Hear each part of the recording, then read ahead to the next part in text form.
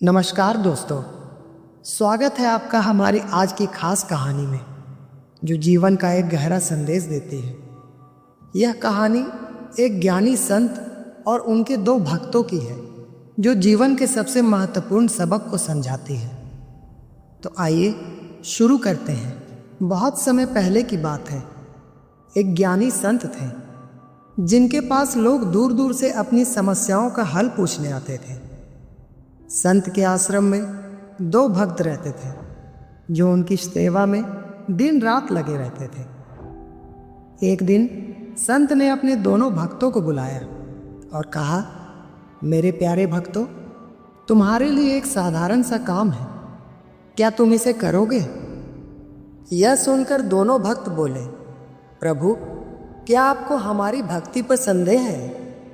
आप बस आदेश कीजिए, हम आपको कभी भी निराश नहीं करेंगे।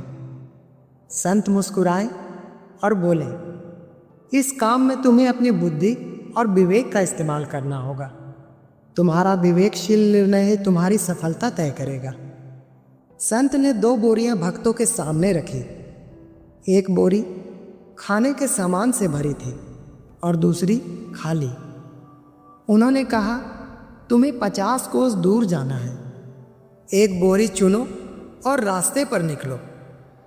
दोनों भक्तों ने विचार विमर्श किया। पहले भक्त ने भरी हुई बोरी उठाई जबकि दूसरे ने खाली बोरी को चुना। भरी बोरी उठाने वाला भक्त धीरे धीरे चल रहा था। उसके कंधों पर बोरी का वजन बढ़ता जा रहा था। वहीं खाली बोरी वाला भक्त हल्का महसूस कर रहा था और आराम से चल रहा था। थोड़ी दूर चलने पर खाली बोरी वाले भक्त को एक सोने की ईंट मिली। उसने उसे अपनी बोरी में डाल लिया। आगे चलकर और भी ईंटें मिलते गई और वह अपनी बोरी में भरता गया। बोरी का वजन बढ़ता गया और उसका चलना मुश्किल होता गया। दूसरा भक्त जिसने भरी बोरी उठाई थी, रास्ते में मिलने वाले जरूरतमंदों को खाने का सामान बांटता गया। धीरे धीरे उसकी बोरी हल्की होती गई और उसका सफ़र आसान हो गया।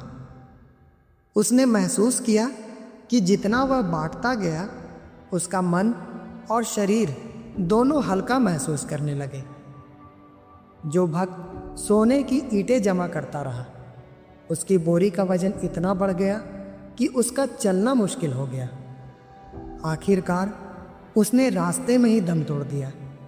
वहीं जो भक्त बांटता गया वह मंजिल तक आसानी से पहुंच गया। संत ने अपने शेष भक्तों से कहा, जीवन का असली आनंद बांटने में है, इकट्ठा करने में नहीं। जो स्वार्थी बनकर सिर्फ अपने लिए इकट्ठा करता है वह अपनी मंजिल तक नहीं पहुंच पाता। यह कहानी हमें सिखाती है कि जीवन में सबसे बड़ा धन हमारा स्वास्थ्य और रिश्ते हैं। 60 साल की उम्र के बाद कोई ये नहीं पूछने आएगा कि आपके पास कितनी दौलत है। लोग केवल दो ही प्रश्न पूछेंगे, आपका स्वास्थ्य कैसा है, आपके बच्चे क्या करते हैं। तो दोस्तों, इस कहानी से हमें ये सीख मिलती है कि बांटना ही जीवन की सच्चाई है। जितना आप दूसरों के लिए करेंगे उतना ही आपका जीवन सुखद होगा। आप इस वीडियो से क्या सीखते हैं, अपनी राय हमें कमेंट में ज़रूर बताएं। और अगर आपको ये कहानी पसंद आई हो तो इस वीडियो को लाइक और शेयर करें और हमारे चैनल को सब्सक्राइब करना ना भूलें। हम फिर मिलेंगे एक नई कहानी के साथ। तब तक के लिए अपना ख्याल रखें। धन्यवाद।